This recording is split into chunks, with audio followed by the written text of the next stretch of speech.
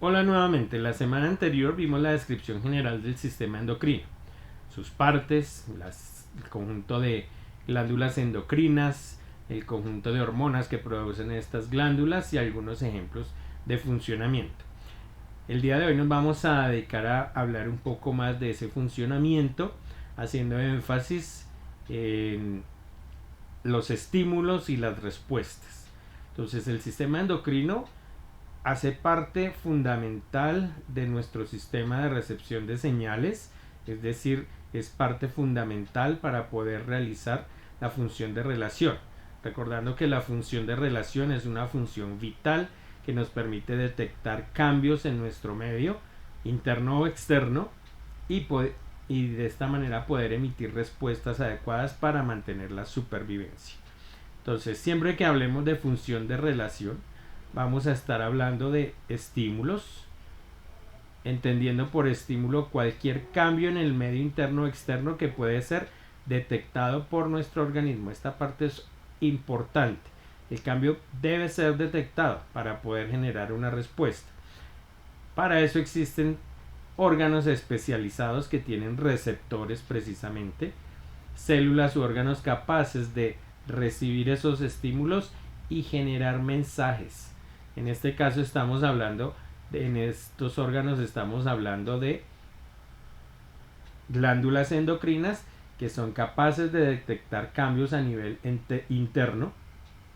Por ejemplo, una baja en la cantidad de azúcar en la sangre, que ya la hemos mencionado varias veces, o cambios externos con ayuda del sistema nervioso, cambios en la temperatura, y se produce una serie de mecanismos internos que se llevan a otras partes del organismo a través de mensaje. Entonces, en este caso, los receptores de los que vamos a hablar, vamos a estarnos refiriendo a glándulas endocrinas que emiten mensajes de tipo químico, es decir, hormonas que viajan a través de la sangre hasta un órgano efector o un órgano diana o blanco, es decir, el órgano que recibe este mensaje y es capaz de generar una respuesta adecuada. Vamos a dar el ejemplo de la cantidad de calcio en la sangre. Entonces vamos a estar trabajando con una situación en la cual disminuye la cantidad de calcio en la sangre, y esa disminución de calcio en la sangre es detectada por esta glándula que llamamos paratiroides, que genera una hormona que se llama hormona paratiroidea, y esta hormona viaja y efectúa o da unas instrucciones mejor a estos tres órganos para que puedan contrarrestar esta situación. Entonces, para este ejemplo en específico, cuando hablamos de estímulo, estamos hablando de esta disminución en la cantidad de calcio en la sangre. Hablamos de receptor, estamos hablando de estas células endocrinas o de estas células que conforman la glándula paratiroides. Hablamos de glándula paratiroides. Esta glándula es especialista en detectar estas variaciones en el calcio en la sangre. Cuando eso ocurre, ella inmediatamente genera o secreta a nuestro sistema sanguíneo la hormona paratiroidea, es decir, envía el mensaje químico. Este mensaje viaja a través de la sangre y llega hasta la serie de órganos receptores o efectores u órganos blanco u órganos diana que llamamos y que ya habíamos mencionado en la sesión anterior. Estos órganos receptores en este caso son los riñones. Cuando llega esta hormona a los riñones, sencillamente lo que le está diciendo es al riñón o a los riñones que en el proceso de producción de orina, que recordemos ocurren esas miles de nefronas que hay en estos órganos, hay una partecita donde hay un proceso de reabsorción de sustancias. Esa reabsorción de sustancias, dentro de esas sustancias se incluye precisamente el calcio o las sales de calcio. Entonces lo que le está diciendo, o los iones de calcio, le está diciendo a los riñones que no dejen ir el calcio en la orina porque nos está faltando calcio en la sangre. Entonces los riñones inmediatamente empiezan a devolver calcio a la sangre. Otra manera de actuar de esta hormona es sobre los huesos. Nuestros huesos son las grandes reservas de calcio de nuestro organismo.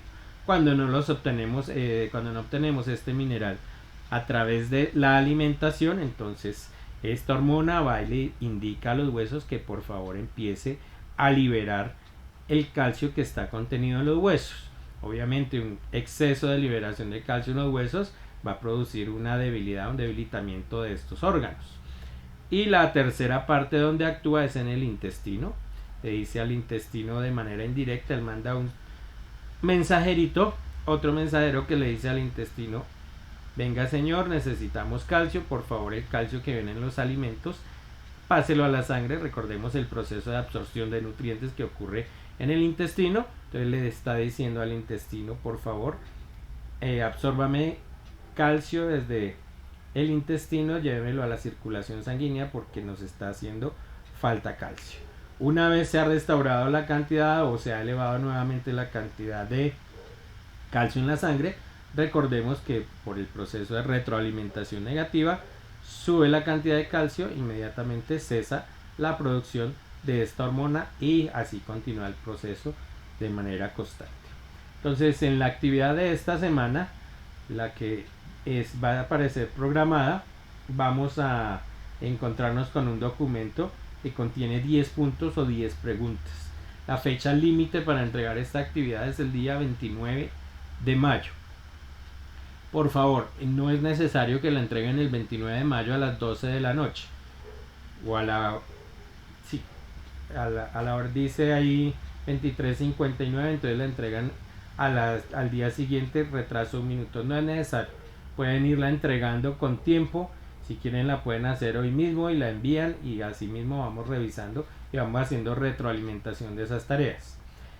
Deben por favor leer con atención las preguntas, analizar las imágenes, las gráficas que están allí y pues dar respuestas adecuadas o acordes a la pregunta que se está haciendo.